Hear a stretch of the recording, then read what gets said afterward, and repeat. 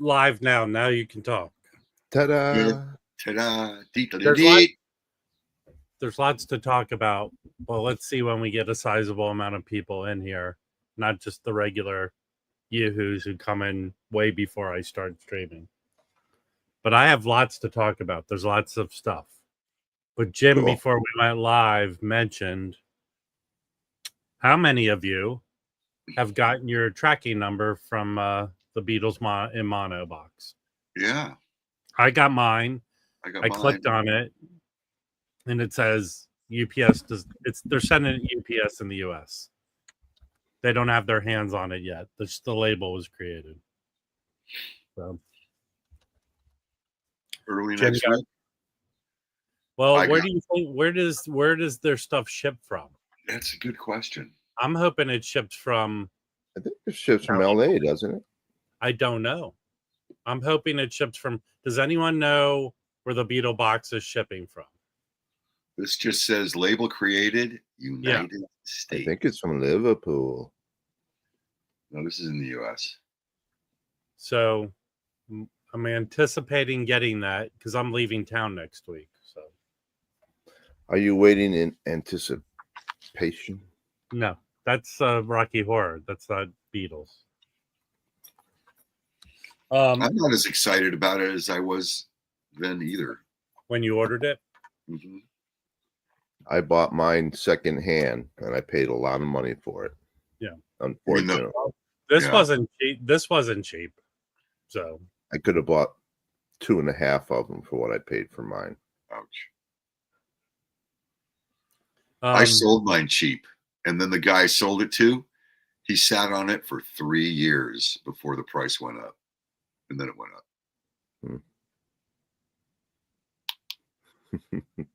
Well, yeah, Rob, when are you leaving town? How are you going to get around with Rob gone? I drive. Oh no, I offered to drive. He's afraid my electric car will run out of juice. It'll run out of gas. Listen, I have to go visit family because there's eventually a basement I'll need to live in. I'm going to visit family, man. Actually, I really want to go visit the Buc-ee's that was built in Virginia. Now, when you visit, do you have to kind of sneak in there, or do they know you're coming? Well, it's actually, I stay with my sister. I know the code to get in the house. You just show up? My sister lives so very centrally located to get around everywhere, but fortunately, everyone lets me sleep on the floor or wherever. So when Chance comes to town, we're gonna have such a good time without you here. It'll be so much better. The way you said that, it's not like you said. Okay, I'm gonna Chance. Here's the deal. Here's the true negativeness of Jim. He has no time for you to shop for records. That's true. He has zero patience for shopping for records. It's like he's waiting for a baby to be born. Well, with Jim, it's like sex. He wants to get in and get out. Yeah, and here's the funny thing. Actually, Harry's analogy is spot on because it is like sex because he wants to get in and get out, and his pants are down around his ankles.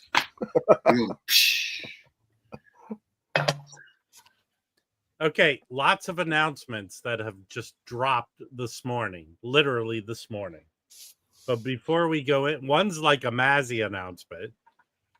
It is? But before 100% Mazzy announcement. But before we go, I met up with my pal, Brad from Omnivore. And you know where Brad went last week? Where? He went to the Brian Wilson Memorial. Oh, nice. Yeah, so he told me all about that. It was at a church on Wilshire, but then the memorial was at the, I think, Beverly Hills Hotel, and it was like a networking thing. It's crazy how it was set up. But the main thing, he's putting out this CD this Jeffrey Fawcett, remembering Jeffrey Fawcett. And if you don't know who Jeffrey Fawcett was, which Don't probably a remember. lot of people don't know, he played with Brian Wilson for a very long time, and the Beach Boys and Mike Love. So this is a CD honoring a lot of the stuff he recorded, a lot of stuff unreleased. But there's a song on here with him and Brian Wilson that's very good. So Brian Wilson, Mike Love, America, Robert Lamb, Mazzy's favorite, Christopher Cross is on here. And Lost Street. And this guy, the reason he got the gig is I think Mike Love went to see him perform. He was like a regional club performer, and he just sounded so much like the Beach Boys and stuff. And so this just came out. And I've heard some of it, but I'm gonna listen to the CD today. So that's something nice. What do you Carrie? Well, somebody commented that Connie Francis passed. Yeah, Connie She went Francis. on VACAT. Wasn't that a few days ago? Wasn't that like in the last season? No, this was today. Oh, And the reason the last 6 months she's had a resurgence is one of her songs blew up on social media. oh, that's what it was. Okay, right. Okay, and she commented on it, and people talked to her. She seemed to be in fine, whatever. But I guess she just passed. A sad story for her. Lots of sad stories. I mean, I was a little kid growing up, and for some reason, I caught the news where I think in the mid 70s, she had a lot of shit happen to her. Right? Yeah. She was in a bad car accident. She was violently attacked. Yeah, a lot of lawsuits. It was like soap opera. Right? Am I wrong about that? So, okay. So, hold on. What's this Jeff E saying?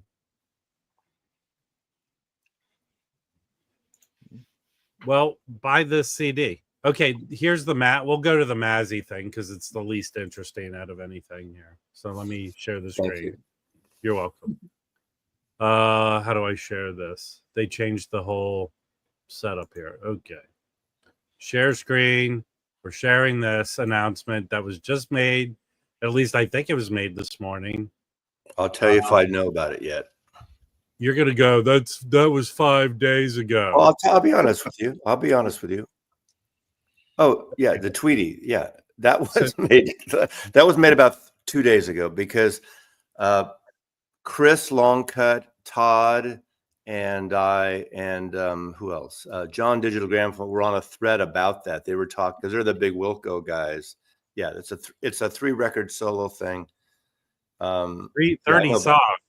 Yeah, I He's know a about it. little overrated in my opinion, but that's just my opinion. I don't think he's overrated. He's a good But- songwriter. Yeah, but a Yeah, lot of his it's hit stuff and is miss for me. very somber to me. Yeah, but he's a great songwriter. He, I like Wilco better than his solo records, but that was announced 2 days ago. There's 4 singles they dropped, or 4 tracks, not singles, but so you can listen to 4 tracks on YouTube right now. And I think one of the tracks on the album plays at 78 RPM. Yes, no. Is it really? I know about that. I mean, It's a Moby Grape thing. Okay. actually, I'm not really excited that- about it, but I'm interested in it. And not overrated.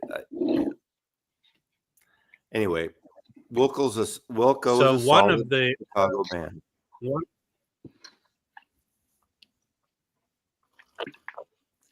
hold on, I'm getting And you got your shipping notice, I heard, for the Beatle box. okay. So there were a lot of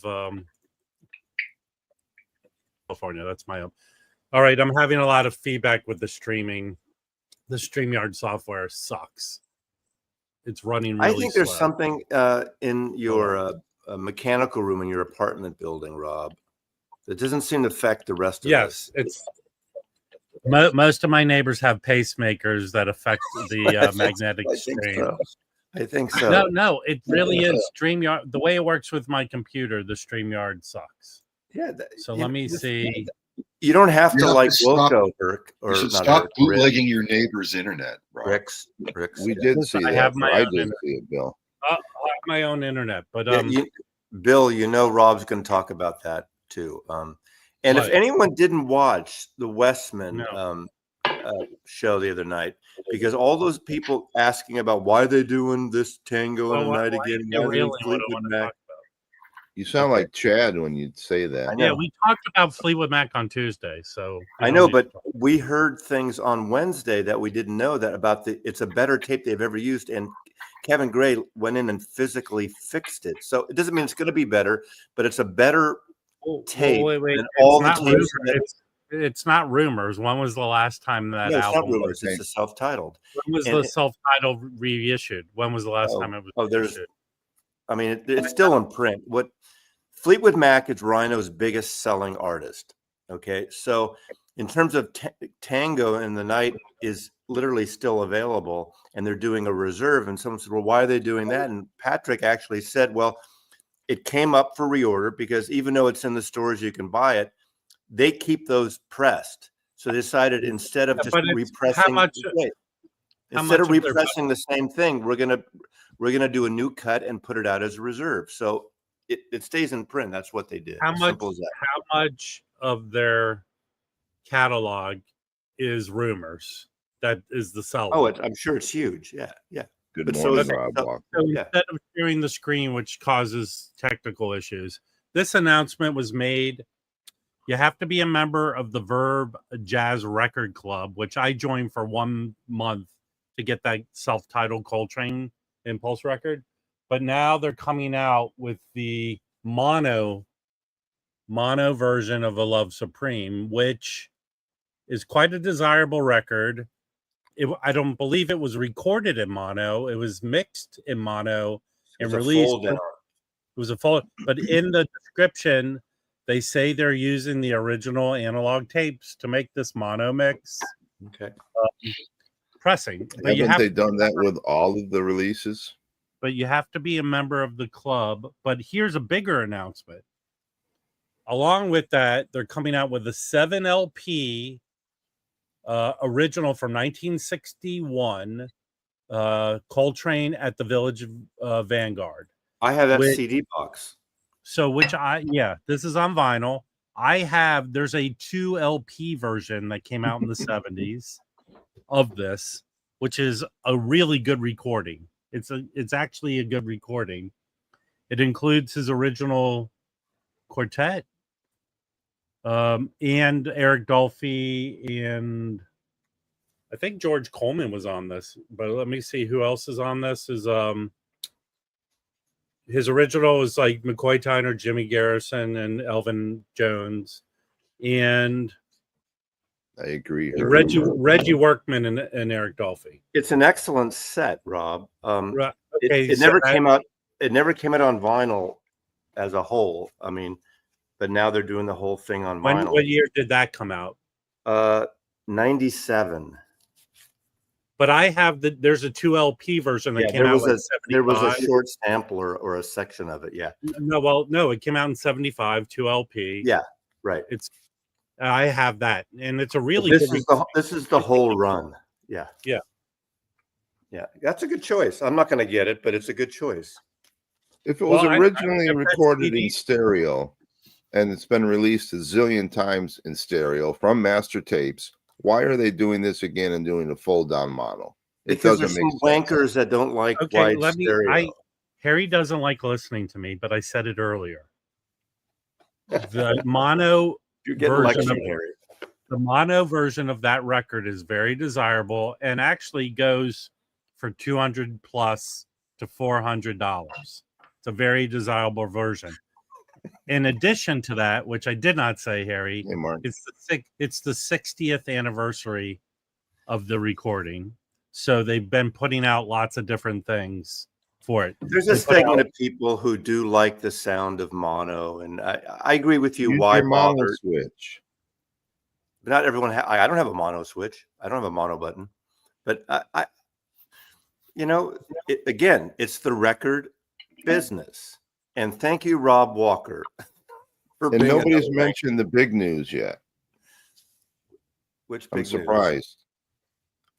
Target is doing a limited run of 4-inch 45s on maybe a dozen titles, and they're only $15 a piece.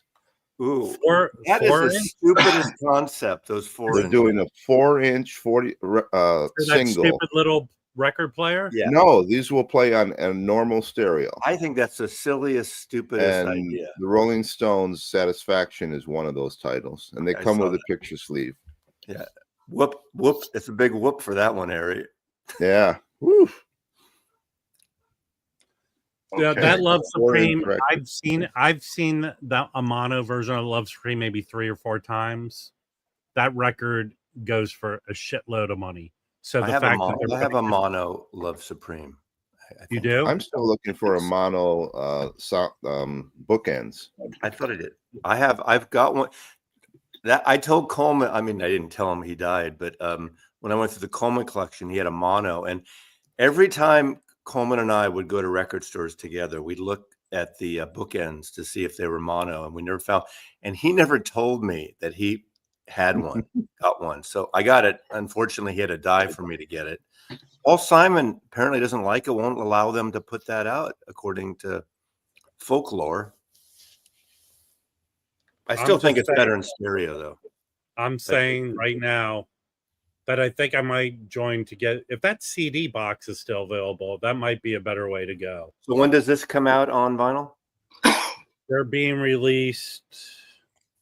You have to join the club. Again, you have to join the club. I'm not going to get it, but this is an excellent set. So, and it says limited 1 per person on that. They're only making 20. Here you go. 2,500 maybe. I'm probably going to join to get the mono, I think. Okay. 20 September 26th for the mono. What's so funny? Can you bring up Rob Walker's last comment? I mean, it's not funny. October for the box. Yeah. October. Rob Walker, Coleman had a sense of humor, so he would even kind of chuckle at that. Trust me, I get a positive. You know, we all love. You have stuff from the Coleman collection too, Rob Walker. I know I sent you a box of records way back. So. Well, that mono box will be selling for big dollars in 5 years. Pardon me?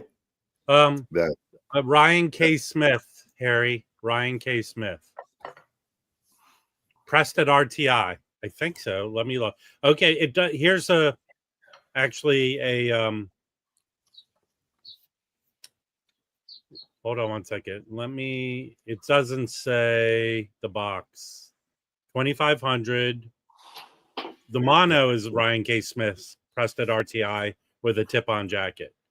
In the description, it just says the set was mastered from the original analog tapes, except there are 6 tracks that were derived from digital sources and were processed through an analog chain.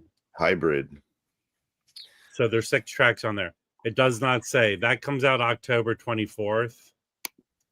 So, but in the description, it doesn't say who did it. One of the coolest over the top in terms of massive box sets that Coleman had that I acquired from him after. I remember when he bought it used, is one of my favorite CD mosaic sets is the Nat Cole Trio. It's 18 CDs. Well, Coleman has a copy, I have it now, of the mosaic Nat Cole Trio, everything on vinyl. It's 27 LPs. How much does that go for? It's about $1,000. I mean, I don't know. I think when he got it was around 900. I mean, even in the history of pressing vinyl, making a 27 LP box, people didn't do that, right? No, I know. It's especially Nat King Cole. Well, yeah, but the Nat Cole Trio, but the Mosaic, as Rob knows, though, Mosaic had a really tight. People would subscribe to those Mosaic records. That's a great series that Michael Cascuna did, right, Rob? The Mosaic stuff. I've got a few of their. My friend CD Brooks has all their CD. He has all the CD sets. I have about. Jane, I'll put a link. It's the Verve Record Club, which they started with the. I have it over there. The John Coltrane self-titled Impulse record, but then they went in pressing a bunch of just records. Like, I'm sorry, but Ella Fitzgerald and Louis Armstrong, and just titles people were not demanding. What's the price on the box? Huh? The How box much is it? $230, which doesn't seem that outrageous. And how many records? No, 7. it's not bad. But the Coltrane's $40, but you have to join the club. You buy it and you quit. That's probably, I don't know. You have to pay to join the club? You pay well, they have tiers. So if you sign up for like 1 month, it costs more for the record than if you sign up for 3, and so on. So that you don't pay, but the period of time you sign up for varies the price. Yeah. But I mean, but Mazzy, let me ask you a question. Renaissance put out, which I think you have, that Nat King Cole box.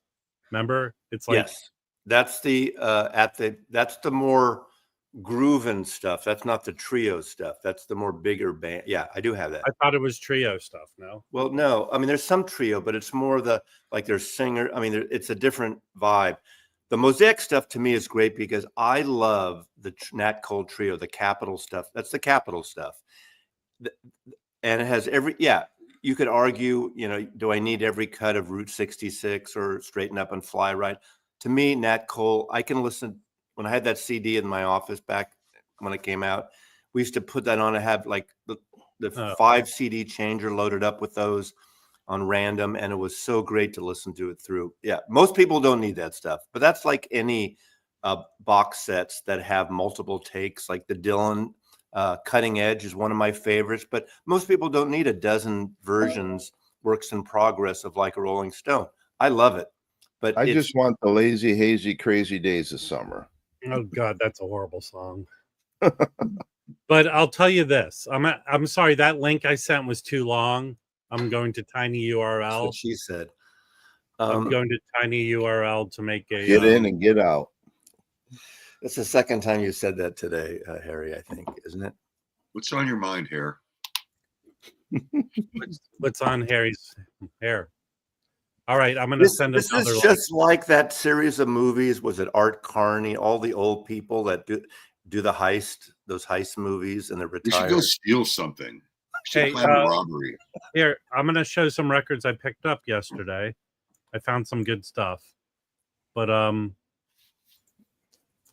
this one. I'm going to see Superman later today. I watched it. I have to see it again. I don't know how I feel about the movie. Did you see it in the theater? Yeah, I don't know how I feel about the movie. Oh, I loved it. Yeah, I have to see it again to have a really. Yeah, I didn't walk out of it going, that was an awesome movie. So that might mean. All right. But I didn't hate it. Did you stay for the very end for the 2 extras? Yeah, I stayed for everything. I didn't. Yeah.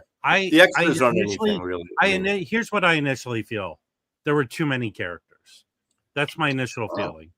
There were too much going on. Like it was like the comic book, so more like the first movie. First of all, I don't hate the film. I wanted to come out of there going, "That's an awesome ass movie." I didn't feel that way, but I didn't hate it. It's a good movie. The dog stole the show. Yeah, but there are too many. I think there are too many characters. In fact, here's one thing. It's like I'm not giving anything away, but at some point they end up in some sort of spaceship thing. Dimension. And how is Lois Lane able to drive it? And then secondly, at the end, when everything Mrs. Maisel. Did you hear what he said? Let me finish my thought. He said it's easy to drive this thing. It's almost automatic. I mean, fuck that shit. Okay, but I'm okay with giving a movie a lot of liberties, but when these occur to me, it means something else. Okay. Then at the end, when they succeed and do everything in that spaceship, there's a bunch of people. One guy pops out and goes, "How the fuck did he get in that spaceship?" Okay. And who is what this? Did you think? Now, don't spoil it for audience, but did you buy? Harry's going to find out why people don't recognize him when he puts his glasses on. That was a good little twist. I mean, again, I have to see it again. I have to watch it again to before I come out. But fair enough. I will say it's not a bad movie. Somebody's already ruined it for me by saying that Superman is really Clark Kent. Thank you very much. I didn't mention Clark Kent. I didn't say Clark Kent. I mean, here's my problem. I really wish that, like, even Perry White, like that character in the film had a bigger kind of part to it. He did really. Yeah. I feel like the dynamic at the Daily Planet was not very well established. So there were other characters there. I agree with that. Weren't properly introduced to. I agree with that. Jimmy Olsen in this? Yes. Yeah, and he's a different kind of Jimmy Olsen. But I really feel like the dynamic. What made any other telling of Superman really good was the work dynamic at the Daily Planet. I feel like Cletus. I saw the new. Are you talking the new Jurassic? That was terrible compared to Superman. Well, you know what? It's dropping on Peacock at the beginning of August, so that might. I mean, it's not terrible, but it's not great. I'll wait till it gets there. Okay. So I found this Vince Guaraldi Bolasete and Friends, very desirable record. I found an original mono pressing of this, and it's a great sounding record. I don't think I've ever had an original Fantasy with the red label, and this is in beautiful condition. So much so, I probably will sell it because it goes for some good dough. But this is a good sounding record. So I found the original mono. If it doesn't have the Peanuts gang, I don't buy it. Right. Did you just say penis? So this is a good record. I don't think anyone here even knows what this is. But this is a Lloyd McCall, who's a avant-garde jazz flutist guy. And this original copies of this record go for crazy ass money, like $700 or more. But this is a 2011 reissue. And he wrote this music. It says on here, he wrote the music for the Capitol Ballet in DC. I knew he's from DC. This is a really good record. Really, really good. I think there's a 2019 reissue too of it. Okay. And then this, Mazzy might like this. If you don't know Johnny Diani, his parents were cruel. he's South African jazz bassist. I don't know. Who died very young. Okay. But this record with this drummer, OK Tamizi, I don't know. But this is excellent, and this is a reissue too. Originally, I think the record came out in Turkey in '75. Copies of that record are insane. Even with this is a 2017 reissue, and it's excellent. It sounds really good. A lot of mixture of African traditional music and jazz and avant-gardeness. It's really good. Highly recommend this, but if you can find it. So I found these yesterday, and they were excellent. That's it. People don't care. Thank you. You're welcome. Yes. Got all that information in 30 minutes. I have one to show. So after listening to Lowell George, Thanks, I'll Eat It Here for the first time, my copy that I had was kind of rough. So I went out and bought this one, which is the Record Store Day 2 LP set. It's good. Yeah, I haven't listened to the whole thing yet, but I mean, it's not like Little Feat good, but it's okay. Yeah. I agree. Yeah. Well, that was entertaining. That's not a hard record to find. No, the original, not an expensive record. 2 LP set. Yeah. So I guess yesterday was the big chat announcement, the final 10 records. I feel like it was a very anticlimactic. Yeah, I'm sure to a lot of people. I think it's excellent they're doing those. Looks like going into a record store with Jim. But I'm not a fan of the 45s. But the people who like them say they're all excellent. So they're good titles. They're good, solid titles. But everyone's exploding because it's not Led Zeppelin, of course. And but I'm trying to find. Get the Graham Nash, Stephen Stills. I don't need. I got originals.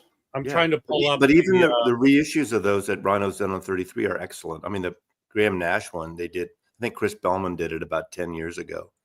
It's a great record. I'm trying to find that announcement, but I mean, it's mostly what I saw was mostly like Aretha records, right? Yeah, there's like 4 Aretha. There's Ray Charles. There's Stephen Stills, Graham Nash. I think there's a is a Death Cab for Cutie, maybe? I don't know. Yeah. Well, I watched the Another In-Grooves Seattle band. I watched the In-Grooves video from this morning, and people got it like all kind of twisted up because he has those new kind of little glasses. Did you? No. There's if you watch the video longer than you did, I did watch it.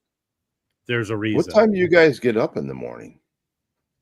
5, 6. I don't get up. I wake up. Okay, here are the records. Okay, so hold on here.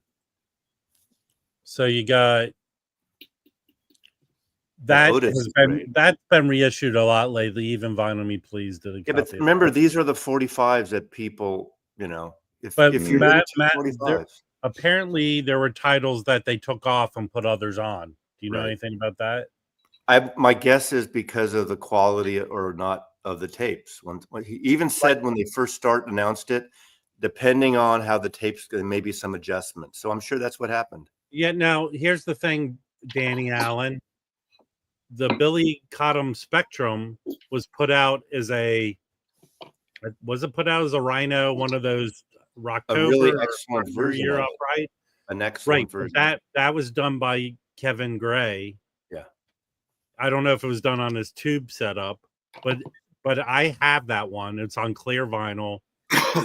Sounds excellent. It's killer. Yeah. So I don't know how it would compare to the 45 version. Well, people who like 45s like 45s. I'm not one of them, but all the power to them. Put Chris's comment up, his last one. That would be. I do have. I'm trying to think of Mo-Fi. Those were 45s. I think I have a Mo-Fi. I could be wrong. A Rycooter 45. It is an ultimate dilemma. That's very. It's true, but. Well, here, Mazzy, this is no one listen right now. I'm just telling Mazzy something. It's private.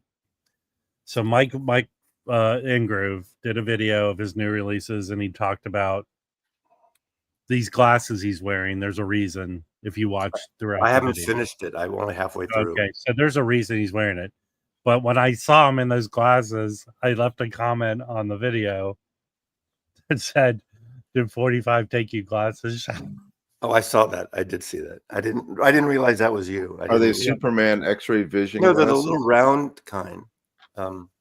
There's I don't want to give it away.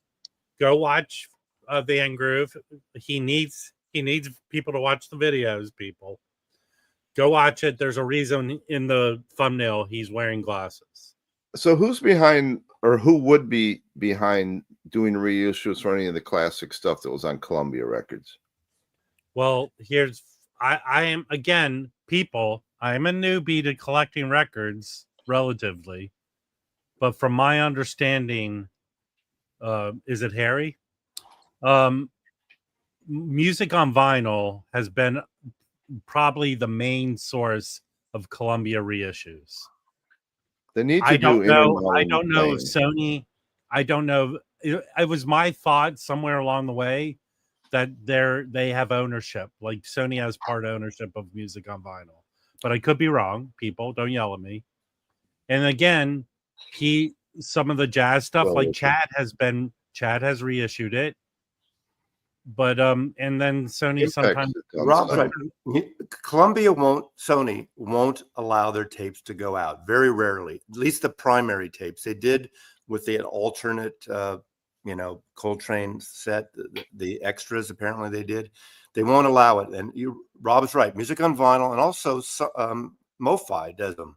Mo-Fi, but again, they're DSD. All the Santana stuff, the Dylan stuff, but here's Miles the deal. Davis. Mo-Fi has their setup where they go to you. Yeah, exactly. Columbia doesn't have Sony Columbia, unfortunately, doesn't have I tell you, when people bitch about stuff Rhino does, maybe they don't always like all the titles. Rhino's pretty consistent, does a pretty great job with the Warner catalog for the most part. You could quibble about titles and shipping and things like that, but think of it, Universal doesn't do it either. They're fucked up with good audiophile versions, and Sony's terrible. So Warner's is the only group with Rhino that does consistent catalog reissues. They have Rhino's been doing really good reissues for 30 years. Yeah, exactly. But and Sony, they have that division. I don't even know if it's a division anymore. Remember Legacy? They were excellent when they did the CDs, like the Byrds Expanded and all those. If they could adapt that to a vinyl version, but I think they're so big they don't give a shit about. They rather license it out or because it's amazing they don't do it, But you're right about those Legacy editions, though. They should be on vinyl. Yeah. If I held a gun to your head, Mazzy, which every day seems like you might. What one, if you had to choose, and don't play this game where you say 5, one Columbia title that should be audiophile reissued? I already said it many times. A box set, a Byrds box set. There's no Byrds box set on vinyl. Only 11 titles, 12 discs. Are there records worthy of an audiophile reissue? Absolutely. Sundays did some okay ones, Sunday, but a good Byrds box set, an important band of the 1960s, and even the ones that people don't think about, the later albums, there's great stuff on them. Maybe not as good, but 11 albums, it's not much. They do a good Byrds, they'll never go back with the tapes. I don't know if the tapes are available, but that would be great. Well, Bookends mono, but yeah, Simon and Garfunkel, they did a pretty decent box set, but they're from digital sources. Simon and Garfunkel records are excellent recordings. I just want to point out, I asked Mazzy to give me one record, and he said 11 different records. Yeah, the Byrds.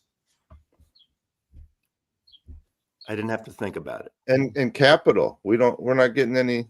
Well, that's Universal. Yeah. Oh, hold on. The Beatles monobox. Sit back and relax. Grand Funk Railroad. Damn it. So, hold on. Really, Harry. Yes, Harry. They're tone poets. The Blue Note Tone Poets. They put out a Capitol record. Yeah.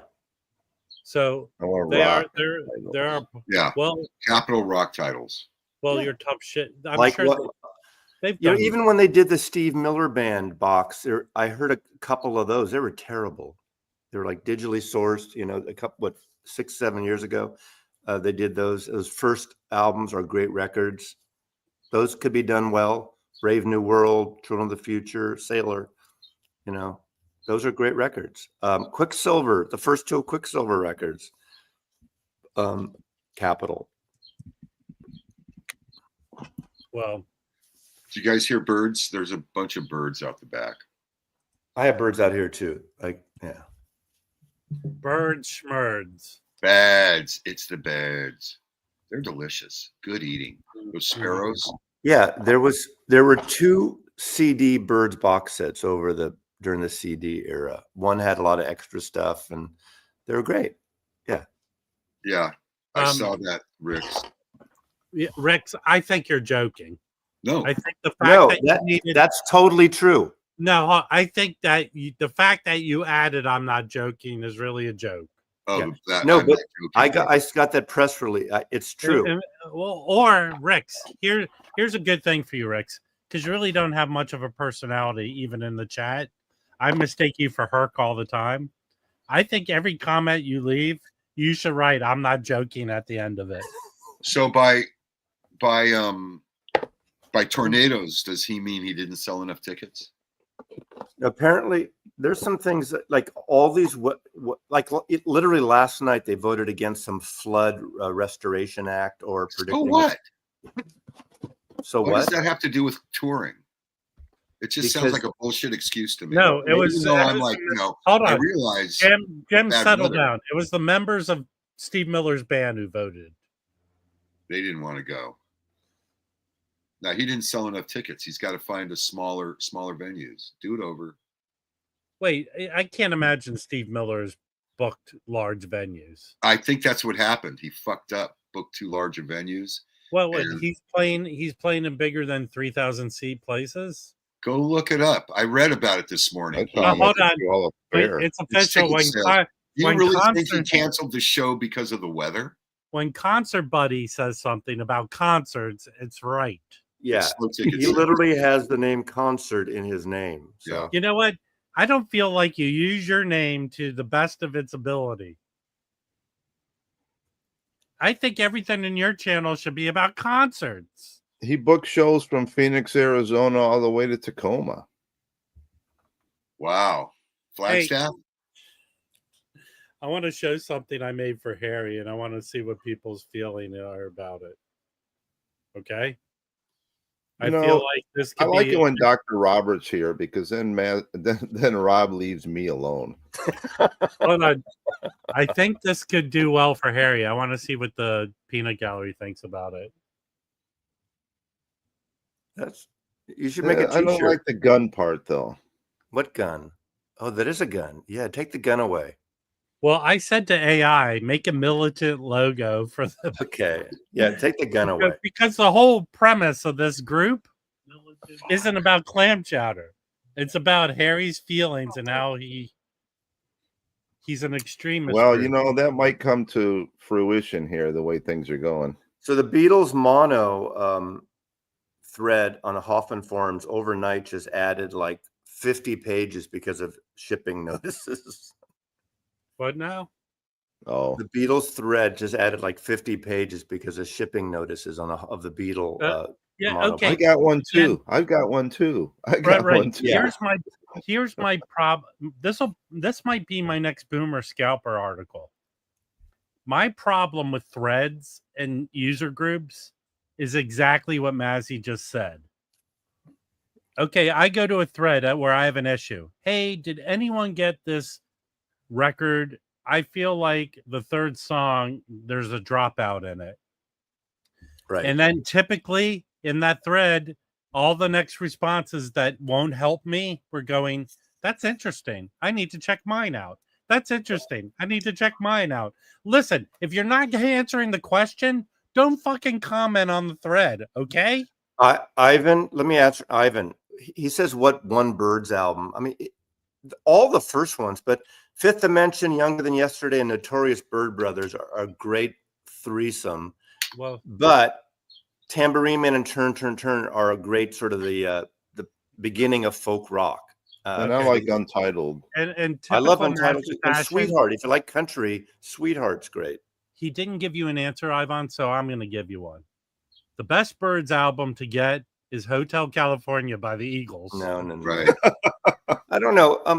I'm partial to Fifth Dimension, but Notorious Byrd Brothers is. Oh, I love the Fifth Dimension. Yeah, I think up Fifth and Dimension. away. Fifth Dimension, Younger Than Yesterday. When Harry's by himself, he goes, "Will you marry me, Bill?" Okay, I got an answer for someone who really just wants one. Find the UK double album History of the Byrds. It's the one, the double UK, not the Best of the Byrds, the Columbia one, but the UK is a double, so it has pretty much their whole career. And it has the black and white picture profile of the later Byrds. Get that. History of the Byrds. It's got the famous, that illustrator who does the family rock trees in the gatefold. That's the one. Not the Byrds' greatest hits. Get the History of the Byrds. It's a UK edition, a UK press. I'll grab it. Oh, good. That was the best way to get rid of Mazzy. Yeah. Thanks a lot. Thanks a lot, Yvonne. We get some bonus Mazzy bucks for Yvonne for that. When Mazzy comes back, I have a question for the group, and I'd like everyone to give me their thoughts.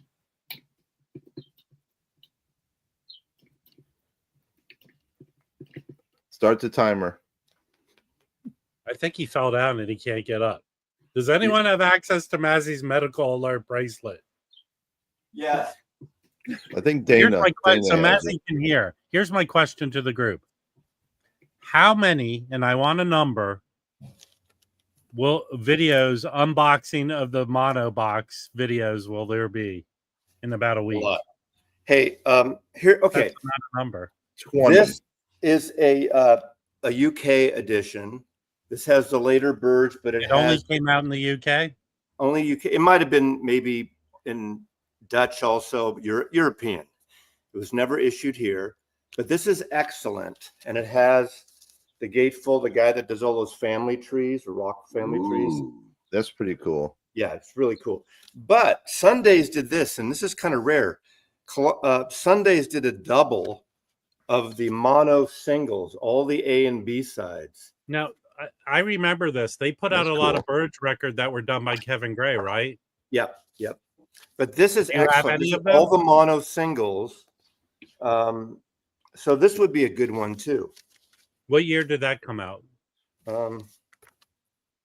2002. Well, Yeah, that's another 2002 on CD, and then I don't know when the vinyl came out. Some Sundays puts out a lot of Columbia stuff. That's right? because Bob Irwin, who up until he retired a couple years ago, but he's Sundays. He's the guy. He was an A&R guy. He worked at Columbia, so he got all access to the Sony things. They did the Leonard Cohen's. This is a Kevin Gray cut. So this is a Kevin Gray cut. This single mono stuff. This is excellent.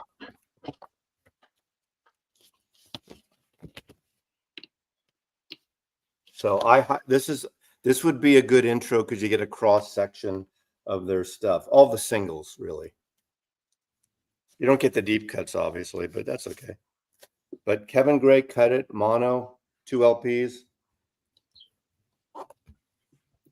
There you go. What year did that come out? Well, it says 2002, but that's when the CD came out. I don't know if the vinyl came out then or later. These are the actual canceled 45s that were done in mono. That's Sundays too, right? Yes. Is that Sundays? Says Sundays. No, it's just. It Oh, says yeah, you're right. Sundays on the back at the bottom. I can even see that. Yeah, it is. Yeah. Well, see, Sundays did all that Columbia stuff. They did the Byrds, they did Dylan, they did Leonard Cohen. So what's the difference between that and the other thing Mazzy had? I don't know what that is. Well, it says these are limited edition box sets showcasing the singles that never really existed. Dedicated mono mixes prepped for release that were shelved at the last minute by the record company or by band members themselves. Yeah, Sundays did a lot of the pre-flight, the unreleased stuff too. Yeah. I mean, I buy Sunday stuff because they're issuing tons of Sun Ra stuff. They do a lot of psychedelic stuff. They got the Modern Harmonics, their sister label, does a lot of that Sun Ra stuff. Hey, I have a question. Segue. Anyone subscribe to Goldmine anymore? Any Goldmine? You do? I did. It just expired. What was it, like 4 issues a year? They're down to 4 issues a year. And is it mostly ads? There's no ads. No ads? There's like, so why do you get Goldmine? Why would I? The information's so old by the time you get that. Yeah, and there's no more advertising in it. I don't understand what's going on. It's a really nice glossy. They're charging $40 for 4 issues or something. It's 100 pages, glossy, beautiful, and there's about 6 ads in the 100 pages, and 2 of them are from Heritage. So hey, I used to get ads. Hey, Jeff E. Omnivore is coming out with a CD box of Buck Owens. That's quite good. You know what's kind of cool? I know there's not a lot of Elvis fans here, but the last couple of releases, I don't know what order because I don't follow. I'm not an all Elvis guy, but they've been doing these issues based on cities and without all the overdubs, and they're fucking great. They did the Memphis one without all the overdubs, but they're putting one of all the stuff he recorded at Sunset Sound, I guess, in LA, or no, at RCA Studios in LA, and without the overdubs and some rehearsal stuff. And it's like 5 CDs or 2 LPs. That's Omnivore. No, that's not Omnivore. You sure? Do you ever look at the Follow That Dream? It's what whoever does RCA now. No, I think I'm. Yeah. There's a Dutch company, I believe, that does Follow That Dream, and they release amazing Elvis stuff. It's all legit. I mean, it's all official. Right. Well, Elvis, you could get. I mean, I'm not a deep dive in Elvis, but one of my favorite of the last, I don't know, decade maybe, is Down in the Jungle Room. That single LP. That's fucking great. See, that originally that was a Follow That Dream CD. Oh, was it? See, I didn't know that, but I love that. I love the cover of that. That's to me like a great, like just rock and roll stuff without all the strings and overdub shit and everything. Not that I don't mind. I mean, but Dan, that No Depression was the guy that did that. It was out of Seattle for the longest time. And then he moved to the East Coast. Here's the Omnivore thing that's coming out. Move me up here. And getting back, Richard James, I don't know who the fuck that guy is. Paranormal Activity guy. I don't know who that is. Oh, Buck Owens, Adios for Bakersfield. It's live stuff. Live stuff from 64 to 74. It includes that record that you have, Mazzy, and I have. That's really good. Vinyl Richie Land. This is a 3 CD box. 3 CD box with 78 live performances. Cool. So, yeah. A cool thing that I think they still have some, is that the family had a warehouse full of unsold records. The Elvis thing is weird. Let me finish talking first. See, Mazzy? If you go to the Omnivore website, they were selling off the stock that the Owens family had of tons of records that were originally pressed records. I think they still have some on the Omnivore website. Now, Mazzy, now you can go. Elvis is a weird bird, unlike the Beatles and some bands, because it seemed, I could be wrong here, and I like Elvis. I'm not an all-in Elvis person, but it seems like as his fans are dying off, there aren't new generations of fans really coming up as much. Beatles. Well, that's the fault. Am I wrong? You are not wrong. I don't really see a lot of Beatle fans coming up. I do.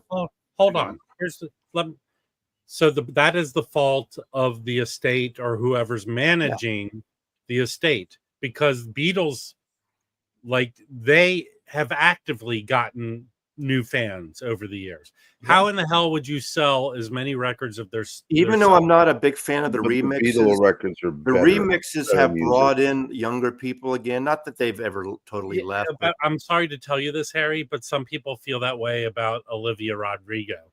So it's not about the music, because the reality, people's tastes vary. Here's the reality: Beatle records are going down in price. No, it's not the reality. Let me explain it to you as someone who collects data so people can market their products. It's about spending money on marketing to make people aware of your product. That's how you sell more. The Beatles, whoever has historically managed their business, and this new guy coming in, understand that. So that's why the Beatles are constantly reissuing records and putting them out. That gives new music listeners an opportunity to hear them and like them. Obviously, there's a point where the music is precedent and it's good. Yeah. But Elvis, whoever manages Elvis, I think they make more money on merchandising than they do on the music, right? They need to get more of their music in movies and things again. I'm talking about used records, though. I wasn't talking about new. But now is the time to buy good Elvis records. I mean, original pressing. You can still get original stuff at a decent price now. Okay, but hold on, Harry. Hasn't Chad? How many Elvis records did Chad reissue? A good amount, right? I think he won 24 karat hits. I think we did a couple. He did like 4, I think. And I realize his records don't go out to everyone. Yeah, I do know. I would venture to say I actually have a copy from Walmart of one of his greatest hits records. So they have to have been selling them. The best thing they did was 3 years ago, that Elvis movie did pretty well and had a young, attractive guy in it. So yeah, but how many copy did they sell the soundtrack? No, I don't think they do in conjunction with, isn't BMG own or have his catalog? Yeah, BMG. Yeah, I don't think it translated as well. Yeah. I mean, the love. I used to go to. I know you hate the Love Vegas thing, but I saw a lot of families. But the Love Vegas thing. I thought that was great. So did I. Rob Rob hated it, but Rob hated Superman too. No, okay. The music is excellent. Okay, let me get that straight. Music's excellent. The stupid Cirque du Soleil show is about some dim-witted moron who falls in love with a hot chick. Yeah, and it's that's unbelievable. Like your life. I fall in love with no one wants to see people doing backward flips and walking on wires. I enjoyed it. I saw it twice. I stalked some girl. I enjoyed it so much. All I'm saying is the show sucks. Give peace a chance. Hey, is the show still running? No. But that's because but it ran for what, 10 years? How long did it run, Rob? 10 years. Probably like 20 years, didn't it? What a disaster. Yeah. No. Hey Siri, how long did the Vegas Love show? It had to run 20 years. What a disaster. Las But Vegas. my word to you is sell your used After John Legend Beatles opened now. his residency at Planet Hollywood, called Love in Las Vegas, the show ran. That's a different one. Didn't say. The show. Well, it's when that record came out. That record's 20 years old. Easy, right, Mazzy? Let's see. There you go. When did the Beatles Love open in Vegas? Oh, God. Nice. Listen, Harry's that fool when the lady, would you like a picture? Okay. It went from 2006 to 2024. Almost 20 years. 18 years. 18 years. That's quite a run. That's a disaster. They lost. How much did they lose, Rob? Hold on. I didn't say it was a disaster. I said it sucks. I'm only Hold kidding, on. okay? When I say it sucks, it means my opinion of the show, it sucks. I didn't say it was a disaster. Superman, biggest movie right now. I don't know how I feel about it, but I'm not raving about it. My opinion. Did you get a little tingle in your pants when you saw it? Actually, Can we go back to it was from Bad Mountain Dew, Harry, at the theater. What? I want to go to Dwar's Candy Shop with Vinyl Richie.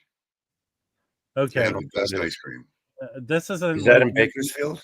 Yeah, this isn't the dating game, Jim. It's not about dating. It's about serious ice cream. They make it right there. Best vanilla ice cream I ever had is from Costco. Diarrhea. You're gonna have diarrhea. Kirkland brand.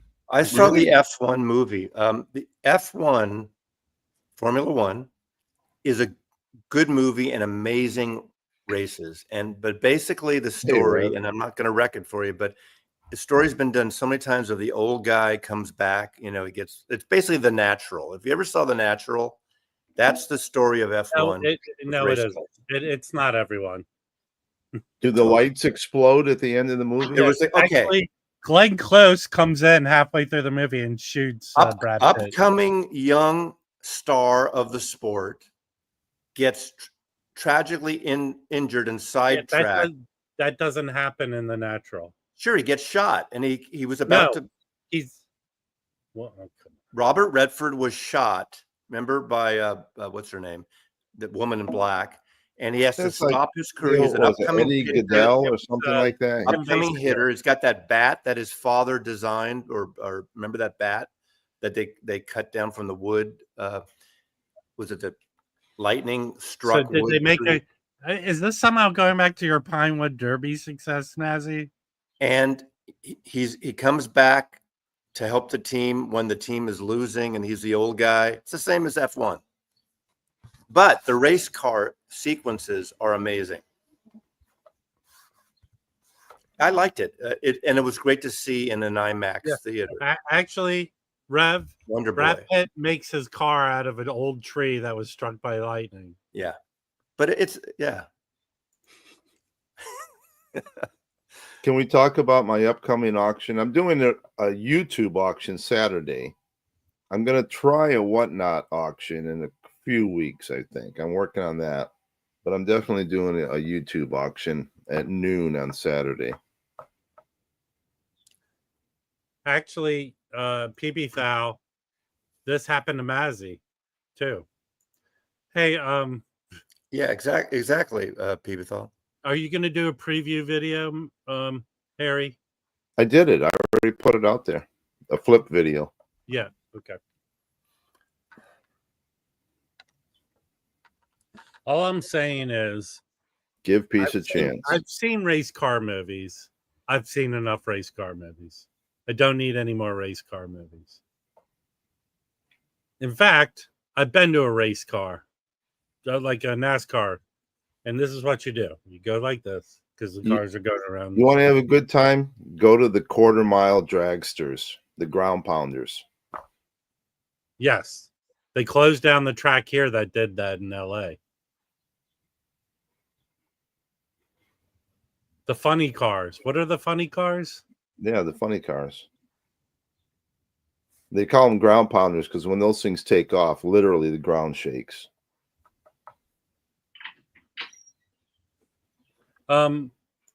Listen, comic book movies are fine. Race car movies, not so much. Dragsters, that's it. Pomona, yes. Right, Jim? What? They closed Pomona down. Why'd they close Pomona? No, Irwindale. They closed Irwindale. Probably the neighbors complained about the Love noise. that property. I used to go there when I was a kid. They closed Irwindale down, and I I would think watch that's where them. they did drag racing. Drag at races. Irwindale. They had rail car, all kinds of stuff, man. It was My so much favorite fun. went up with my dad. We used to go kind of near the Cow Palace or across from Candlestick, and the demolition derbies. I used to love demolition derbies. There's a place up here, Saga Speedway. They'd have figure eights. You know, Do they still do so close to demolition crashing. derbies? Is demolition derby still a thing? Yeah, they Yeah, back they up do into them like each at other. the fairgrounds here every once in a while. We should have a What? vinyl community trip to the demolition derby. There's no place for those kids to go anymore. They have to do it in the street now. All Hey, the Leland, I go back and watch the Tuesday stream where I explained how budgets work for movies. But James Gunn, he's directing and wrote the movie, but he's the head of DC. He's a He's co-head the of DC. deciding now. maker. Yeah. He was on Jeopardy giving out clues last week. Listen, to I promote the film. think he's a great writer and director, but I feel like the Superman movie, too many characters, I don't and they didn't spend enough time at the Daily Planet. They don't have the 7 dwarfs in there, do they? Yes. I think Harry's going to be confused by the movie. I think he's at that point in his life that he'll just get Is confused. Mr. Migsblitz or whatever the fuck his name in it? Mexoplex. I couldn't say his name forward, much less backwards.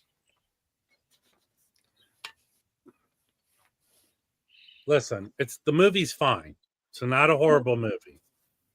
It's really nice. It's kind of like if you picked up a comic book in the years later, because they don't again rehash the origin story again, which we don't need. No, but they give you clues. Touchdown. Listen, look, when you see a James Bond movie, you want an opening with an action sequence that is not related to the storyline. Then you want hot chicks, and you want action scenes, and you want the scene where he goes to M and gets the gadgets, and you want the bad guy. So if you break down a James Bond movie, they're essentially story-wise all the same. What I'm saying, when you apply that to a Superman movie, you want time at the Daily Planet. You want certain things to happen. But I like that it was unexpected for me as some things, because some things you expect to happen in a rebrand or reboot, whatever. And people complaining about, oh, it's been done before. Different it's like covering a Chuck Berry song. How many people have covered? You have to redo it again. If you do a different take, this is a different take on it. This is the closest take to the Christopher Reeve in terms of the vibe of it. Well, I disagree. Happened to the spaceship he came in? I disagree with that, Mazzy. Because I like that the Bryan Singer Superman movie, which was not successful and had its issues. They tried to capture the Christopher Reeves thing. They didn't do it very well. Well, they tried. And I don't believe that Brandon Routh guy was miscast. If you know anything about Singer, horrible human being, and barely a director. Well, Usual Suspects is his best film. Right, but it was written by Christopher, the guy who directed the Mission Impossible movies. That he's a good dude. I've dealt with him, and he's a great writer. So the movies Bryan Singer made with Christopher, what's his face? Q? You mean Q? What are you talking about? MQ or whatever. What is it? McCurry. That dude is a good dude and a serious dude, and he's a good writer. Those Singer, if you know anything about Singer, horrible human being. Their allegations against him are 100% true. Yeah, he bad guy, but and the stories were barely directed. He would go action and walk off the set and disappear for a bit. Not a good guy. Is Singer the director or the guy that played Superman? I don't know this one. Yeah, he played all the roles. He played Lois Lane and the dog. He did the X-Men, the first X-Men movies too. He directed the first big giant. I think there was an independent film before they did Usual Suspect. Both him and Christopher McQuarrie did this movie. I forget the name of it. It was like at Sundance. The Usual Suspects put both of them on the map, and then Bryan Singer rode that to various degrees. He did the Stephen King movie. He did, I think, was okay, right? The first X-Men movie was good. But if you read anything about the Queen movie, he was fired off the film for allegations. He was barely there, and this other dude came in and finished the film. The British actor, finished it. Who did Rocket Man? He's a good director. I liked Rocket Man. Some people didn't like the fantasy aspect. I liked Rocket Man. I did too. But all I'll say is that, the Superman movie he did was not horrible. I mean, again, he also had Kevin Spacey as Lex Luthor, right? Which was not a bad choice.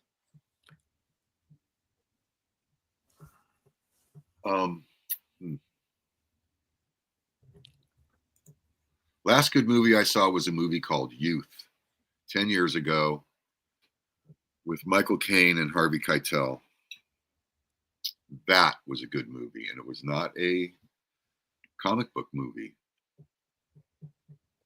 So what movie can you think of that has no female lead characters or much of female characters at all? Midnight Express. You know, Reservoir Dogs. Why did you pose that Reservoir question? Dogs. Most war movies too. The best thing about the Private Ryan. What was the gal's name who was in the Swamp Thing? Adrienne Barbeau. Yeah, there you go. She was married to John Carpenter. That's all you need to know. Is that all you need to know? That's the only reason to go see that movie. What do you think of this new version of the Toxic Avenger with Peter Dinklage? It's been sitting on the shelf for 3 or 4 years. It has. Yeah, but what I've heard of anyone who's seen it says it's excellent, but it's very beyond R-rated. Do you ever get mistaken for him, Jim? Who? How? What? Peter. Peter. What's his name? Peter Dinklage. Peter Dinklage? No, only because. Well, now I do because he has a beard. But Rob, when we saw those 3 little people walking out of the restaurant 2 weeks ago, that was the beginning of a series of horrible events. I'm not kidding. I am not kidding. When was the last time you saw 3 little people, 3 midgets walking out of a restaurant as you're walking in? I towered over those cocksuckers. I could have kicked their fucking asses. Again, if you hold on, I've told people to watch this. It's on Tubi. It's exclusive. There's a Western called The Thicket with Peter Dinklage. I watched it. Movie. It's good. It's good. I liked him in what was it? 4 Men at a Funeral. At a funeral. Not 4 Men, but yeah. But she played the same part in both. You got to see the UK version though. The US one sucks. The UK version's the best. I tested that. Could we go back and talk about how I could have kicked those little midgets' ass? Actually, Jim, I feel bad for you because I actually believe they could kick your ass. Not all at once, one at a time. Not all three at once. That would have been history. You know, I would pay money to see Jim run out to a park with kids and take them all on in a fight.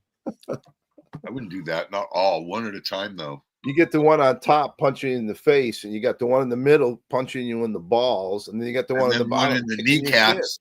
Yeah. Not good. Not good. But so the guy, I have all the faith in the world that Toxic Avenger movie is going to be good. You think it'll go straight to streaming? They don't have a big distributor. I think it'll come out in theaters and go to streaming. I'm streaming right now. Oh, hold on. I think an announcement. All right, a Mazzy style announcement just came. You know what I could do, Joey? Can we get a drum roll? Yeah, this is a Mazzy announcement. Kraft just made an announcement. I got it too. Joan Baez. Okay, what a great photo, huh? What a great picture. Joey, I could 60th anniversary, cut by Kevin Gray. That's a good record, though. I would love to referee midget wrestling. If you ever take too much Viagra and it lasts more than 4 hours, just look at that record cover. That'll fix that problem. God, hey, wow. Hey, all I'm going to tell you is I would like to see Jim be the referee at a bar where there's midget tossing and jello wrestling and mud wrestling. So I don't know if we talked about this before. If the Sundazed Velvet Underground box they did that Kevin Gray cut, it's been going for hundreds, $300-$400. It's back in. You can get it for $140. It was on sale for $150. I was gonna buy it, but I'm putting it on the thing because I think I have the earlier one that it's not all analog, which is good. But this isn't analog either. This is, I thought, all digital. I'm not sure about that, but it's an excellent. I've heard it. I don't have it. Let me pull it up and let's see what the story is. Sunday. But everyone's buying it, and it's going to sell out again. Diamonds and Rust. Period. All right, hold on. I'm going to look. Be quiet, everyone. I'm looking right now. The description on this is the band's mastered by Bob Irwin, cut by Kevin Gray at RTI. Yeah, I think it is. I think it is digital. I thought I heard all this is digital. You're probably right, but apparently it's really good. I've heard one of them. I've heard that. I mean, it's been going for lots of money, so yeah, and so now it's $140, whatever. You know, there's a Chet Baker box that Newland's putting out. I think I'd rather move to that, so I'm gonna get that one. I got my Beatles box coming. Mono. Yeah, not yet. You just got they just printed a I trust them, though. I'm going to wait by the mailbox for the next week. Okay, I'm going to ask this question again. Does anyone know where these boxes are shipping from? Does anyone know where the Beatles ship? Well, Universal has a couple of hubs. So it really depends. They have those hubs be? What was the last Beatle box? Was it? Who bought the American mono versions? I did. Who has that? Do you remember where it came from, Harry? I don't remember. Yeah. Capitol wait. Records. Oh, hold on, everyone. I have to do business. Everyone, shush. I am one of us. Patrick needs to get in touch with you. I don't have your contact info. Can you please reach out to Patrick PB Thal? He needs you to contact him. PB Thal, are you here? Can you provide an email that I am one of us can get in touch with you? Thank you. Thank you. That PSA wasn't paid for. Just helping someone out. It's like an Amber Alert. You got to have get everybody's attention first. My work here is done. Does anyone have a microphone that I could throw on the ground? So wait. So back to Harry's bad memory. You don't remember where that was shipped from? Do any of you people who bought the Beatles mono US box? Why does it matter? Because that would give me an indication. If it's shipped from California, I should get it pretty quickly. Don't you get a tracking number? Last thing I would ever pay attention. No, I they made the shipping notice, but it hasn't. UPS is not in the hand. It's not in their hand yet. Mine's coming from the United States. Did you order it? Yes, I did. Good. Because I fucked up and sold the one from before for $200. 200. Yeah. This doesn't help That's me all out, they were going Mr. for when I Whitehead. sold it. Nobody wanted it. Yeah. And it sat in a record store. Yeah, for for years. 3. What was the change that after 3 years of it being out, people started buying it? Well, I don't know. it was a gradual buildup, and really it came out in 2014, early 2014, and the vinyl resurgence really didn't kick into around 16, 17 maybe. I mean, it was building all that time. It didn't That's why kick they in did until it. the pandemic, really. And then even though YouTube had YouTube build vinyl up. communities way before that, that started getting big. People were talking about it. It was a groundswell. Then people said, and on the forums, this is the one to have, Atomic sat on that record for years. Yeah. For years. I would like to read Herc's Don't comment. move. Harry, do not move. Jesus God. Christ, Harry. That's kind of. Those things go right for the jugular. Is that going to be in your auction, Harry? Hey, She's gonna help me. Herc says that Joan Baez sucks. He's sorry. But does the band The Who listen? Good. But does the band The Who listen to that shit? Is that what you're asking? Right. They're doing an audiophile pressing of Diamonds and Rust, but I'm not gonna buy it because the original sounds great. It Yeah. does. Well, that's a 45 too, unfortunately. What is that? Anyway, All right, I've been Russell's digging up LA4 records. Another one I'm not a fan of by any means is who's the one that did send in the Judy Collins. Judy Collins. Oh, yeah. I just don't like her. Sorry. No. Except one of the greatest songs she did was the Ian Tyson song "Someday Soon." Stephen Stills plays, and Yeah, I agree. That's that's pretty a good. great song. Well, every time I heard that song on the radio, "Send in the Clowns," I'd add a lyric to it. Even as a little kid, I go, "Send in the clowns," and then I would go, "A whole lot of fucking clowns." Judy Collins, unfortunately, I agree with Harry somewhat, not totally.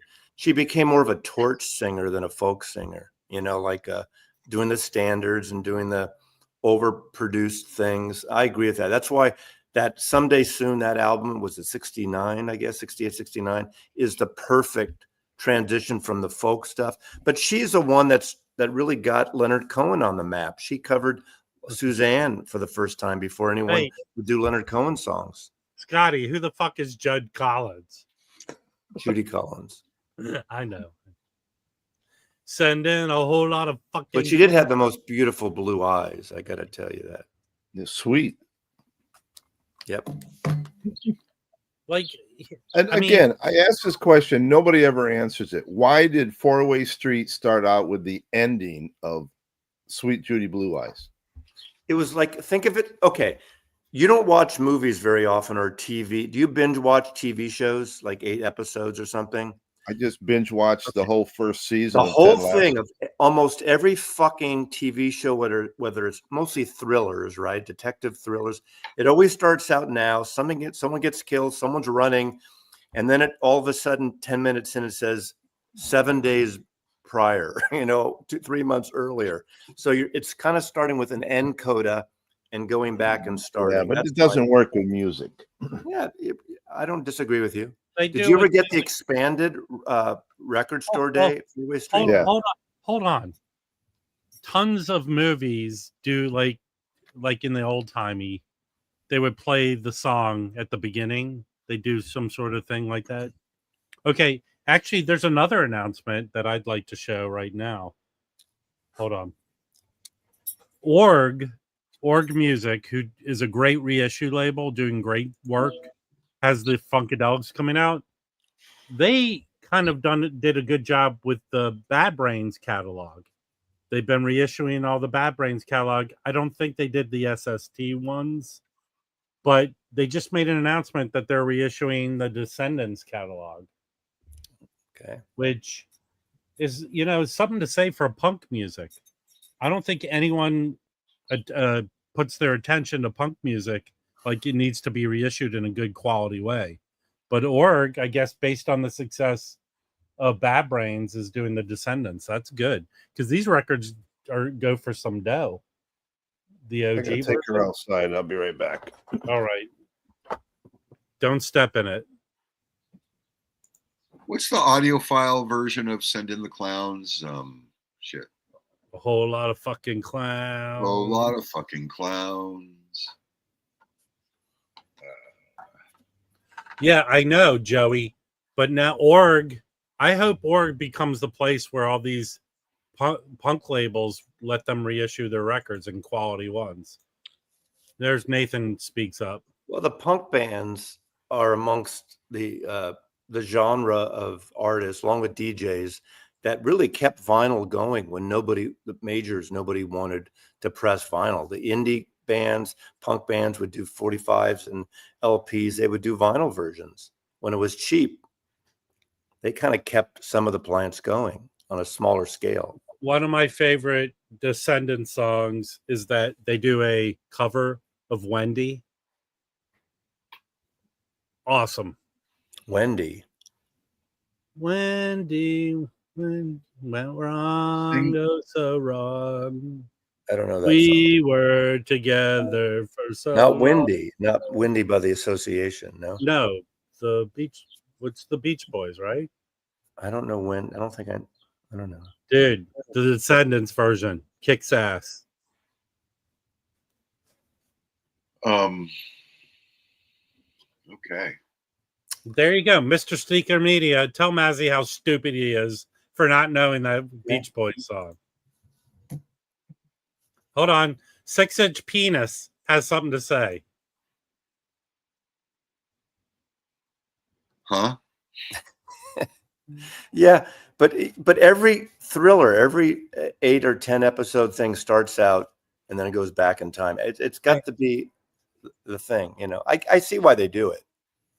I'm telling you, I sang that song pretty good. Whole lot of fucking clowns. A little night music. So, did we talk about MoFi since John is in the audience? I know he's not the audience for this because he's not but MoFi's doing that James Brown album, which is interesting. It's too bad it's double 45 again, though.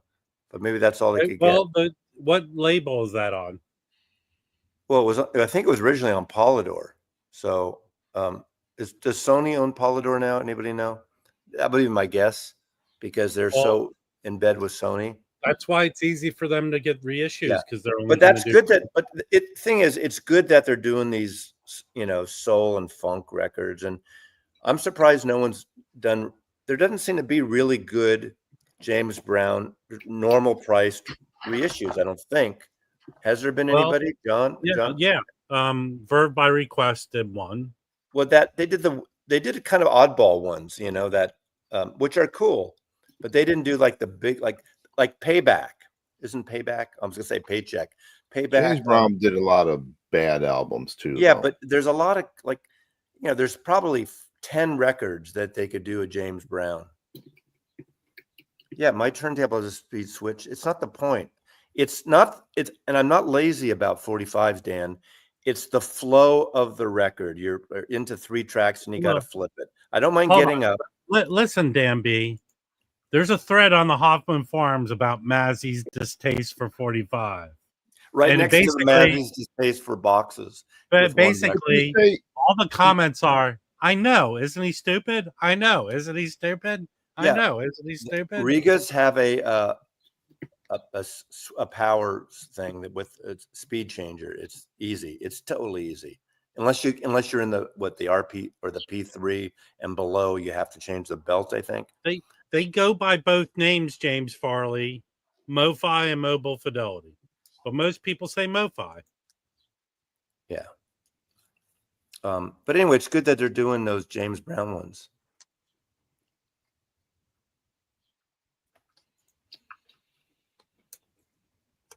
scan the tapes with their own equipment. Of which title? Of James Brown? Why? I don't know the answer to that. But why would that be any different? Wherefore that album different than others? You talk about you don't want to play a 45 because it breaks up the Flow. whatever. But yet, that's exactly what they did with Pink Floyd Live at Pompeii, and you defended that.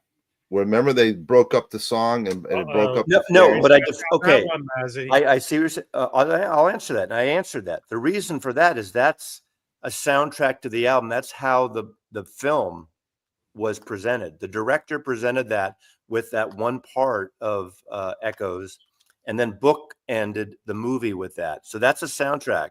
If it was a Pink Floyd concert film, it wouldn't have been like that. So yeah, I understand what you're saying. Yeah, it does cut it up.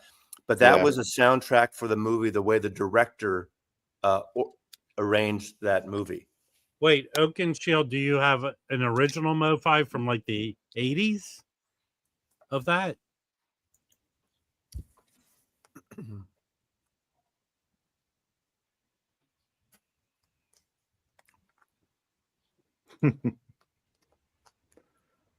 What a bad album. Did you see the Pompeii? Did you see the Pompeii in the theater, Harry?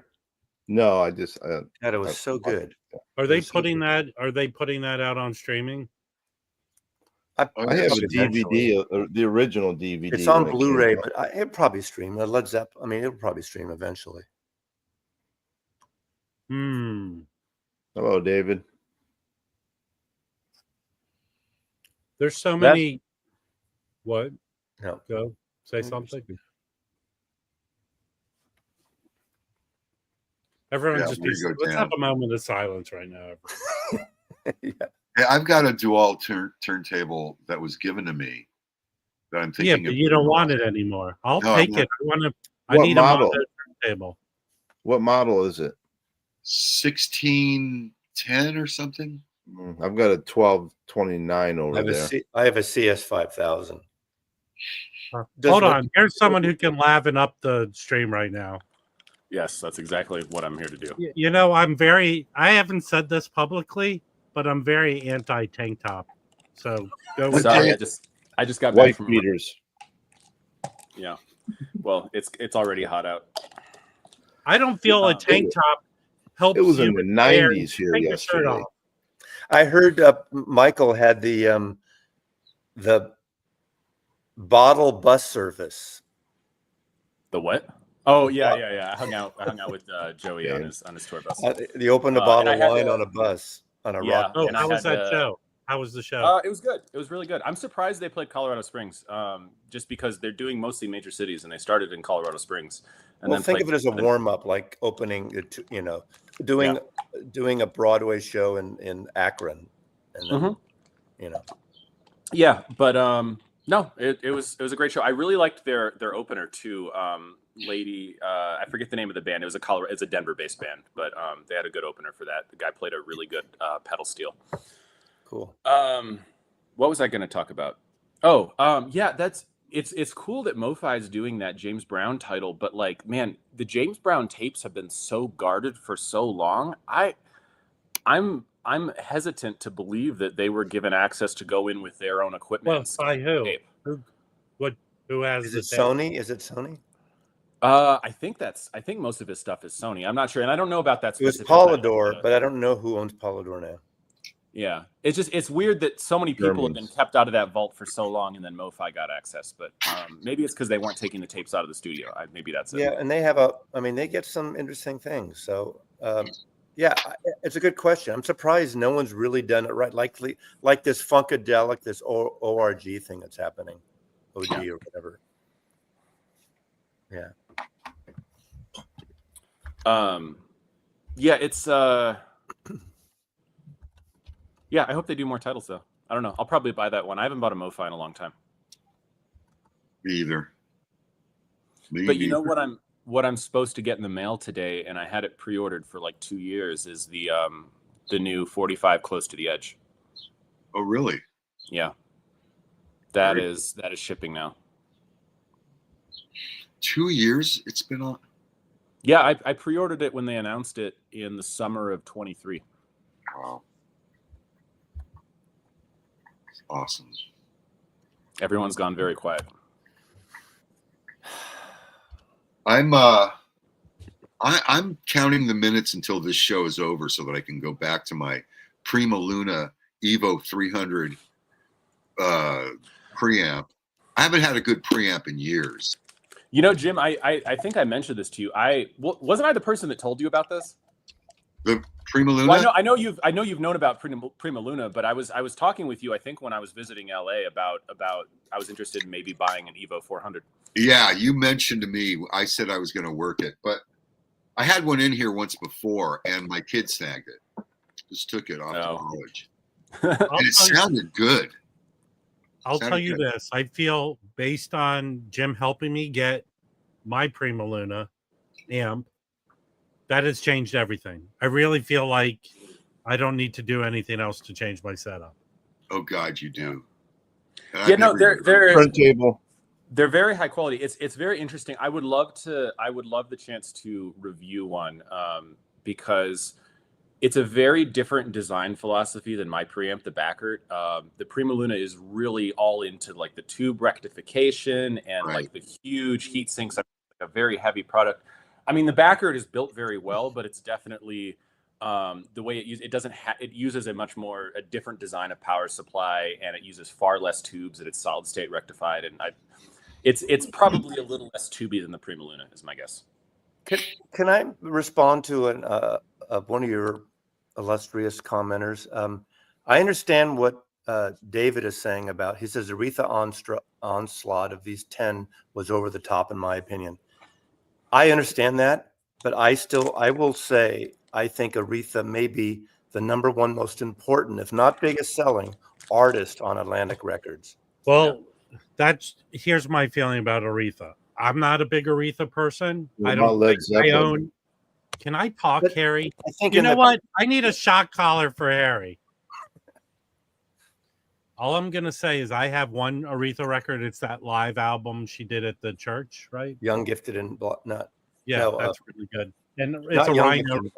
It's a Rhino reissue. They came with 2 LPs. It's really good.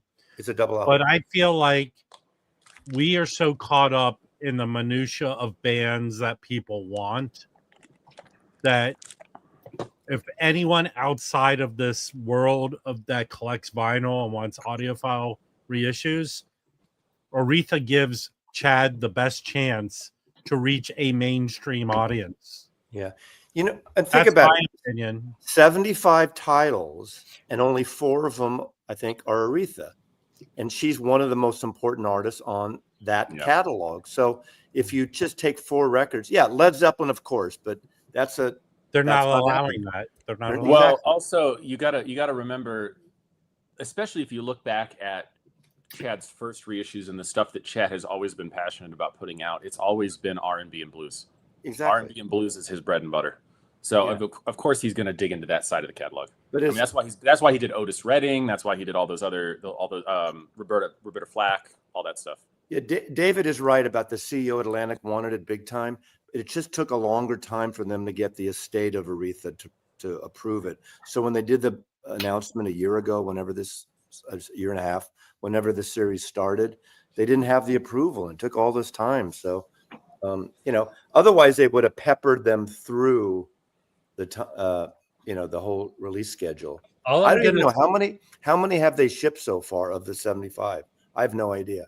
I don't know. I mean, I have 2 of the Mingus. They are excellent. Yeah, I know they are. Are they halfway through? I don't know, but I can tell you, Genesis, all that, Aretha is going to give people who I feel don't collect this sort of stuff.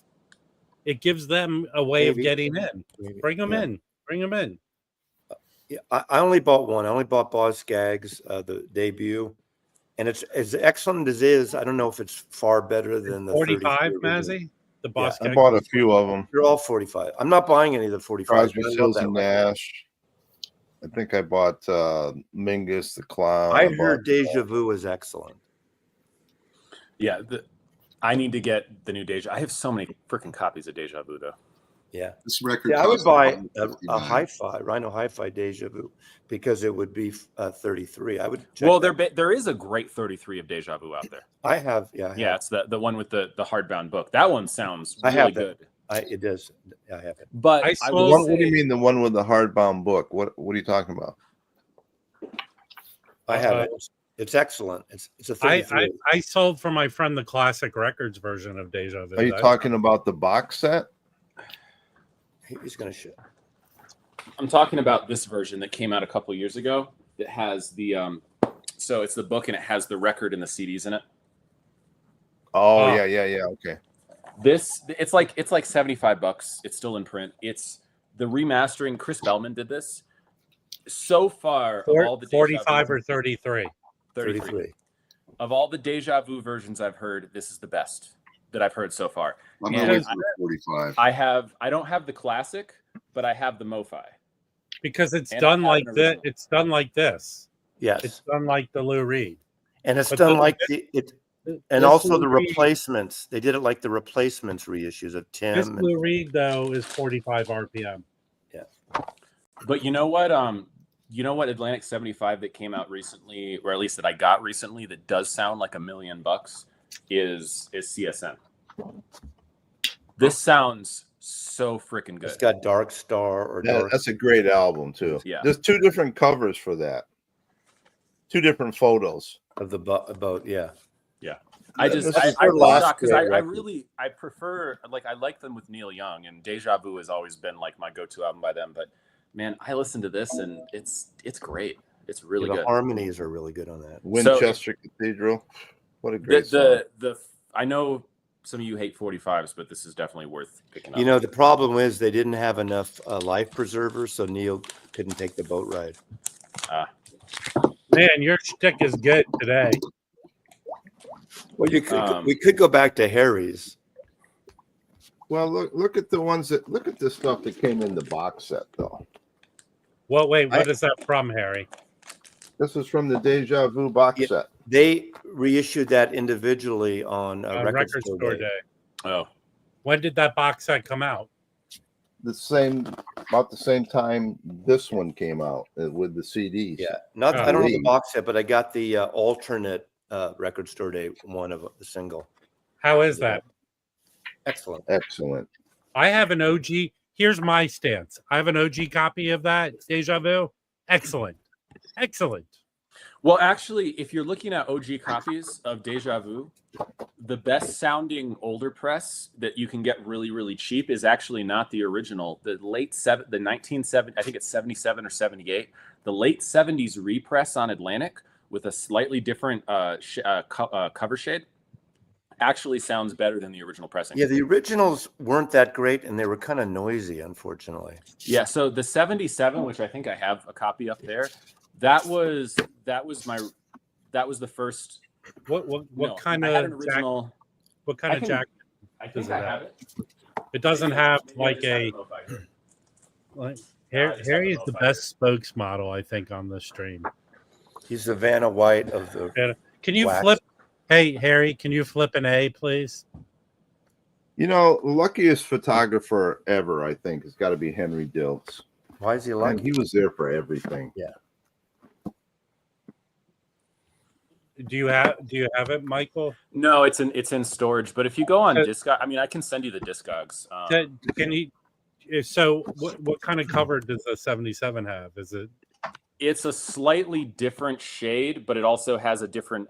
It also has a different catalog number. I think It's like a plastic textured cover. Let me give you the link and you can show it. Give Now me one you'll sec. sell out all the copies on everyone. Yeah, Can I go out today and look? I'm gonna go look for the 77 one. because I think it's a different. Let's see, it doesn't have the 90s. Yvonne, I think Yvonne just shared it. Thank you, you can I- Norwegian bastard. Well, no, he didn't share it. This is not thank you, you bastard. yeah. Check the one I just linked. Okay, clicking on it now. Okay. Oh, no, I yeah, he think shared the German. I think this might be the one I have, maybe. Yeah, I think I had an original, and that one sounds a lot better. So why is this one different? Was it master? Different cutting. It's George Paris. It's George Paris. Okay, I'm gonna go look for that one. Yeah, I mean, you'll find it. That I feel like that one's more common in the bins than the original. I don't own a Connie Francis record, Joey. Yeah. No, I have some singles, but no LPs.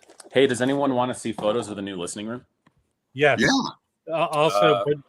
Also, Harry, he often goes up to people and asks them where the boys are. Do you know where the boys are? What did you think? The whole album in Italian. Michael, did you watch Chad's house tour?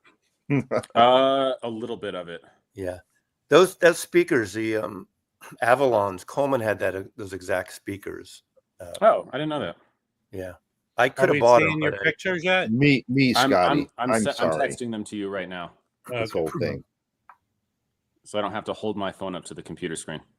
That's probably what I'm going to do because this stupid ass. Rob, can we see? No, you can just airdrop them to your computer and then share screen. No, but it causes issues with StreamYard. Wait, so this is your built. You bought a place that is being built from the ground up. Yep. So this is a picture of how big what it looks like right now. This looks like it's huge. That's the new listening room. So who's listening? On the bottom. That's My on the listening bottom. room. Wait. You bought a place? Yeah, I'm building a house. I've been building a house for months. I didn't know this. Oh, I thought I told you this. No, God, you held out. I would have done a whole video on it. He did. You're so self-absorbed, Mazzy. He did talk about it. I'm sorry, I missed it. Where? Yeah, it's so I mean it's right here in town. So it's a house that has a walkout finish. It's going to have a walkout finished basement, and the listening room is the walkout finished basement. Michael, I don't like that color. You should change the color. What I'll what's take this it under walkout consideration, basement Rob. mean? Hey, that's Air Force Blue, okay? What does walkout basement mean? I know. Wait, do you actually not know what a walkout basement is? Oh, okay. It's so we don't like, have basements in California, no basement. It's a basement that like the house is built on a slope and the basement is partially underground. So there's in a the door. front, and then in the back. front it's the basement, but in the back it's ground level. Does that make sense? Okay, It's kind of like we call it. Mine's called a daylight basement, even though it's a split level, because part of it is below grade a little bit. But it's not all below grade. Now, Michael, this is very important while you're building it. You must put a safe room in there. Yeah. Yeah. My listening room. And you should have a safe word. My safe word is Harry's balls. Are you going to name the house like Xanadu or something, or? We'll get there. So when is it? How long is the process? Like another 8 months? No, I'll probably be moving around October or November. Have you ever been into building a renovation? If they tell you it's 6 months, it's 12 months. If they tell you it's $300,000, it's $600,000. Of course, that's built from scratch, so it's different. Yeah. Yeah, it's. I mean, there's a pretty consistent process. I mean, right now, I just had my pre-drywall inspection. So drywall will probably be going up next week. So I guess it looks like because they're building there, you're buying it from a developer who's doing this whole thing, and you're customizing. Yeah, it's a semi-custom. Okay, got it. So the electric, it's all wired already. All the electrical is mostly done. I think they have to put in the air conditioner yet. That's not done, but most of the electrical is done. Are you going to do a dedicated power supply? Yes. Hold on, you fledgling Fremer, you. Mm-hmm. Now, did you do anything to sound treat the building? So you'll be able to have ground. Yeah, I'm happy to talk about that. So basically, my goal in mind with this is to do as much as I could and I could afford with because the house is semi-custom. It's not fully custom. So every request I put into the builder is a pretty significant upcharge. There's a few things that I was able to do because I actually talked with my editors about this because my editor, Tom Martin at the Absolute Sound, he had a bunch of ideas. He's like, well, you could do this, you could do this. And like one of them was like doing double drywall down there, which they said no to, doing closer space studs, which they said no to. But there's two things I could do. One of which is, well, first of all, the nice thing about that room is that it's mostly concrete, which already helps a ton. It's a concrete floor, slab floor, and the front and the back walls are concrete. Do you know you don't have radiant heating on the floor, do you? No, not necessary in Colorado. Really? No, not unless you're up in the mountains. So that's one good thing that's going to help the sound already.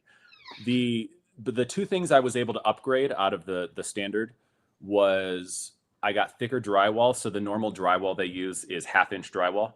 I was able to go with 5/8 inch drywall, which is thicker, less resonant, less vibration in the room. And then I was able to put some further sound insulation, some more pile insulation in the ceiling between the basement and the living room. And that should also help deaden the room a little bit. How far is this place from where you are now? Like 10 minutes. Oh, are you shooting like progress so you can do something at the end of the whole? You know what? I might. Well, But seriously, I've been through renovation twice, big time, and at least shoot video of before and after in the studs in case something happens. Forget the. Oh yeah, I have photos. I have photos of like all the areas, so I know where the studs are. But also because I'm the one building the house, I'll have the blueprints. Yeah, but I mean, blueprints don't necessarily reflect what they actually. You're right. Yeah, I'll take some. Believe me, after the fact, it's too late when everything's sealed and muddy and taped and stuff. I just had my house painted. I had a guy come out and paint my house. For 3 weeks, he was out here painting my house. All right, you put your 2 cents in there. You call ice on him right before you were supposed to pay him? Exactly. Thank you. I saved $2,000. My pocket. My pocket. And I got an hour's worth eating. Ice came right at the very perfect time. So, Michael, my question for you is like modern wiring, electric wiring. Is that an issue that would affect your well, that's some of that I'm going to go over with the builder with this week. I mean, I put in some special electrical requests, and one of the electrical requests is that listening room. One side of the listening room, there's going to be 4 outlets that are all in a dedicated line. Because this is a problem for me in my apartment right now, is because if I want to have stuff on other outlets that's a part of my system chain, so like my headphone amplifier or the subwoofer that are plugged into different outlets than my main system, like my amplifier and my preamp and all that are on, I get a slight ground loop hum because they're on different circuits. That sucks. So having the dedicated line, not only do I not have interference from other things on the electrical board through my system, but every part of my system is on the same electrical circuit, which is a huge thing for reducing noise in the system. Right. Now you have the access to your out backyard is through that room. Is it a sliding glass door or no? Yeah, I'm gonna have a security system and all that fun stuff. But no, the nice thing that. But what does a sliding glass door do to the sound of that room? I'm gonna have pretty thick curtains. Okay. Are you going to use 220 or 221, whatever it takes? Huh? We had That's from Fletch, right? When we had a third story, we had a row of, I think we had 3 quad boxes on the hi-fi wall, and every quad, the left and the right, were separate in each quad. So the left was one run to the box, and the right was a separate run. Yeah. So the question I'm going to have for my builder is, because I had my own hired inspector out earlier this week to do the pre-drywall inspection, and my realtor was there too, and so we all kind of had a set of eyes on it. And new builds can be kind of sketchy. This is with a builder that has a bit of a better reputation than some of the others. It's not, D.R. Horton or Taylor Morrison or something like that. Is the neighborhood several? No, the neighborhood is one builder. It's just one street. It's one street off a main road that they kind of nestled in. It's a pretty small street, but it's all this one builder. It's David Weekley. I don't know if it's not built over a former First Nations Native American burial site in Poltergeist, is it? Oh, I hope so. That'd be cool. Now, hold on, Michael. Do you plan to have someone come in and make this house safe. Yeah. You're That's actually gonna I found an electrician that's also that also does seances. So that'll be great. There you go. The one question I do have is I'm very curious. It didn't look like they were. I'm trying to figure out, and because I'm not super knowledgeable about like house electrician stuff, besides just like the circuit, my own circuit. So it seems like they put the grounding rod in the foundation of the garage. That's where they put the ground for the circuit breaker, and that's my guess is that's the main ground for the house, right? That would be Probably, yeah. yeah. Now I talked with Michael Fremer because he went through this whole thing with his house, and he installed a huge ground rod way out in his yard. But this house doesn't have a big yard, so I don't think I can Now, do that. let me ask you this: are there any bathroom or kitchens right above your listening area where your gear is? No. Okay, good, because there's a kitchen, but it's not directly over the listener. Okay, because in case there's like a pipe break, the water type situations. Yeah, I'm trying to think. I mean, I guess the sink would be like on the left wall. Yeah, but I mean, you're probably not gonna have a problem, but that's probably. Is there going to be, by any chance, is there going to be a television between the speakers? Nope, there will be no television. You know, it's funny in Chad's video, his upstairs system has a TV between his speakers. Yeah. So I'm gonna just I'm gonna try to make it look aesthetically nice because it's the first time I'm gonna have my own like a space that isn't sharing double duty with like other living or things like that. And I'm definitely gonna paint the room. I think I'm gonna go for like a avocado green. Avocado sounds good. Avocado green. I'm probably gonna put up. Play is probably my guess is probably the Ordovon test record. Yeah, there you go. Are you gonna float any floor on the cement or not, like a wood floor? No, it's going to be directly on the cement. Which I mean, it's going to be carpeted on the cement, which is great. It's it's no resonance, anything. It's going to be awesome. I mean, I'm still going to use my isoacoustics feed on my speakers. But what I really like about this configuration is now normally in a room that is rectangular shaped, you want to put your system on the long wall. But in this, really not going to work. It just would be very awkward to try to do that, especially because it's just all that window there, and I couldn't do video there. It would kind of suck. So I am going to put it on the short wall. But it's such a big. It's like the room is like almost. It's about 18 by 26. That's big. So wow. It's not like it's not gonna be too narrow to have the system in there. That's two of mine. Exactly. But what I like is I'm going to be able to put. I'm not going to have the system in the middle of the speaker field. I'm just going to have the amp in the middle. So I'm going to have the rack off to the side by my listening couch. Right. And so it's going to be much easier to get up and change records, but it's actually going to be it'll be a lot more aesthetically pleasing to look at that empty space there and just have the speakers and the amp. Moving your sources out away from your speakers, I think it helps the sound too. Well, really what it is when you have that giant rack sitting between your speakers, what you're doing is you're creating another baffle of the speaker.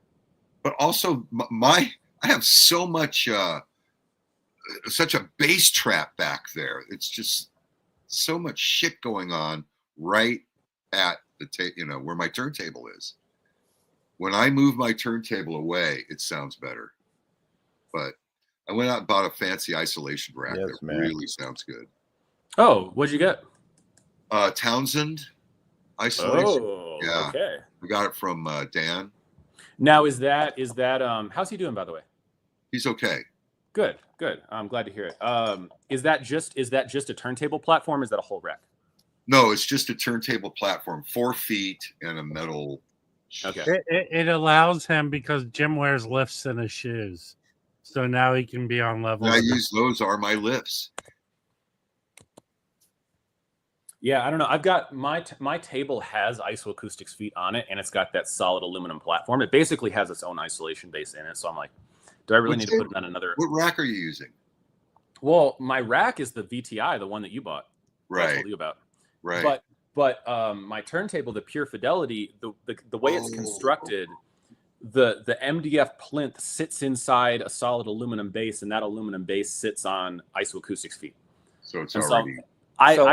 I haven't had vibration issues really. I don't know. So if you got a raise with this new Trump budget, I don't know if you did or not. And you No, I didn't. In fact, we're getting cut out the ass. It sucks. Yeah, I know. This is the first Republican administration. So I in my assume lifetime you're that's not cutting going to military. You're not going to be able to do custom shells for your records. You have to go back and continue. Oh, I'll be using the IKEA. No, this is the house is just stretching enough, Hey. and Jeffy, I'm I not used to be throwing much more money into it.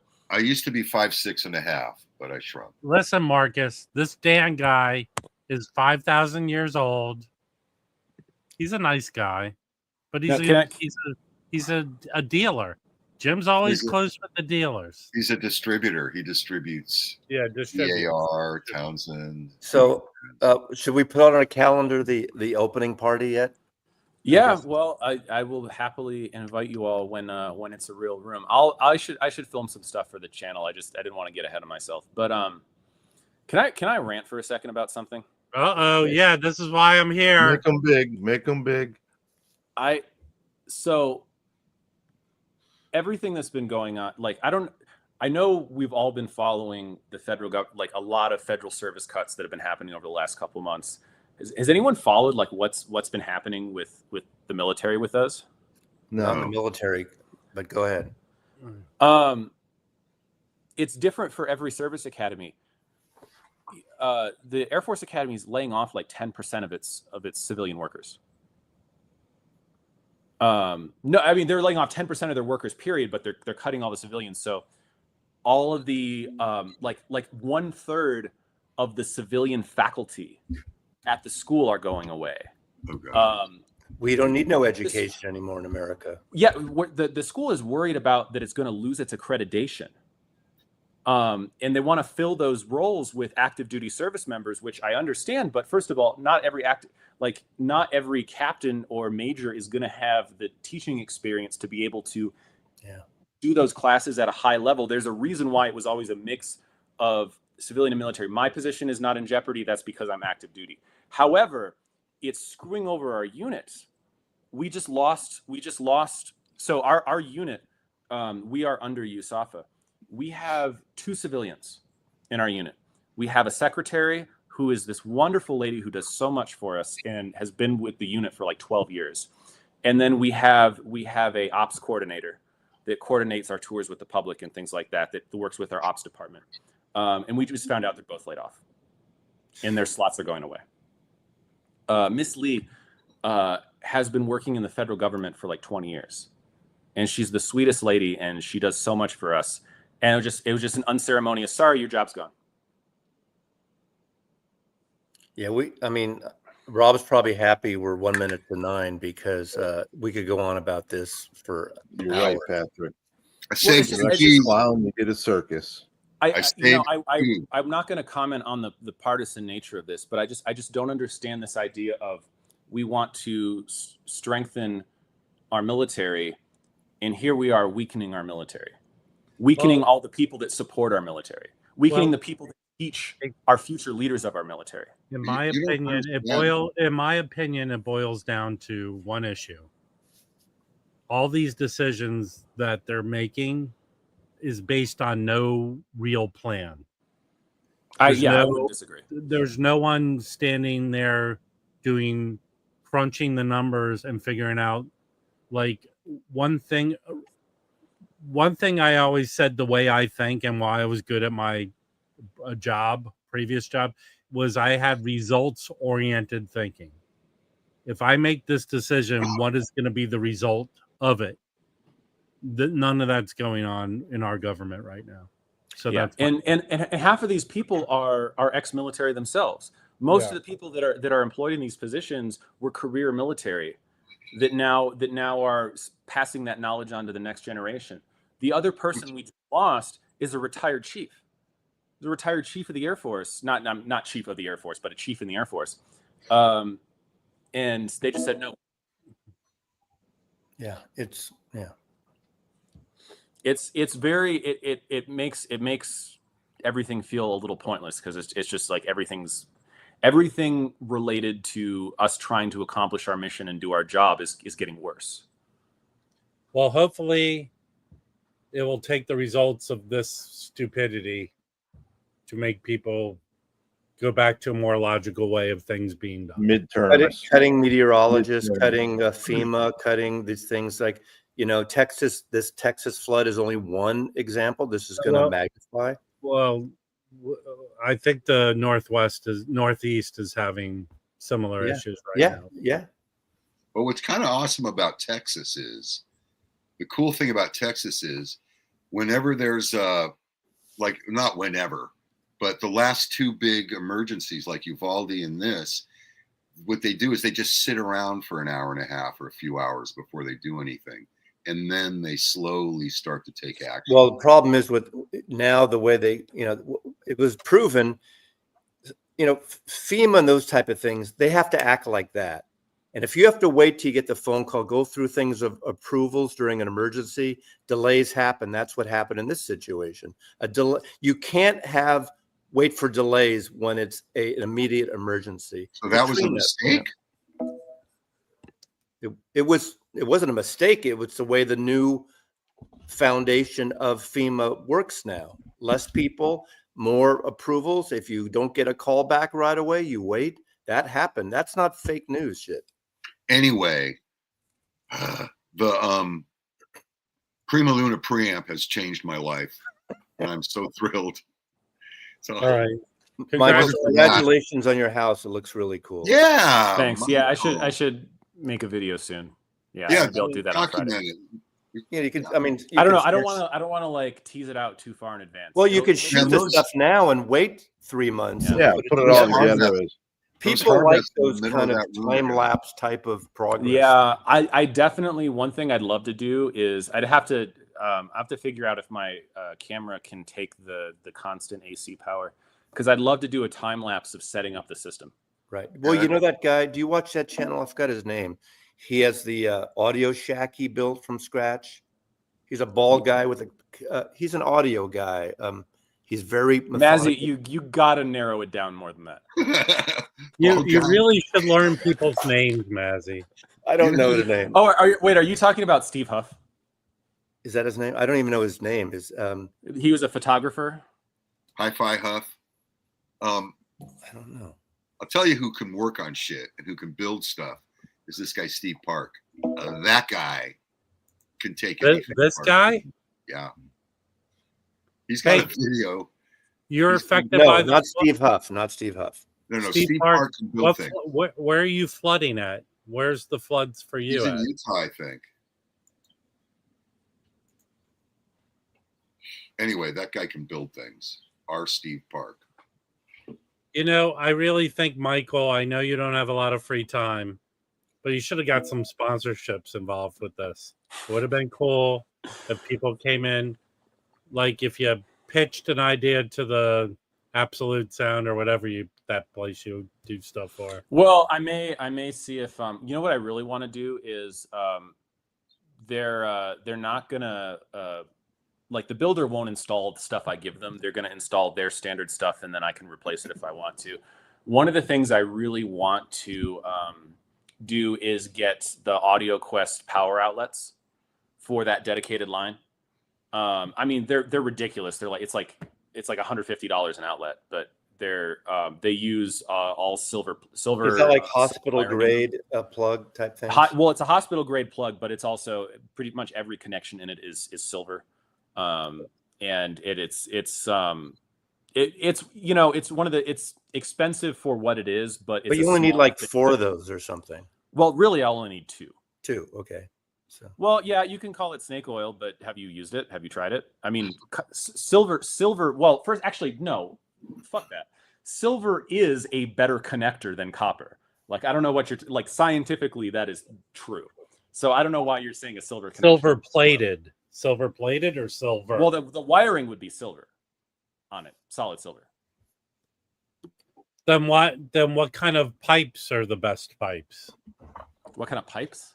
Like water. I like ceramic pipes. It stays lit better. I prefer a bong, a glass. When we built this house, we had the wiring run all through the house from this room I'm in now, where I could put in my stereo, but I could control speakers in almost every room in the house, and we gave the builder wires to put in. He didn't want to do it, but he finally did. But yeah, and then so like downstairs, all my speakers, I just plug them into the wall because they're all pre-wired. When we did our third story edition and redid the second, we had the audio guy, when everything was open, they came in and did the pre-wiring. We also did 3 extra rooms, like kitchens and stuff, with ceiling BMW speakers. They're actually pretty nice, with volume pads in each room.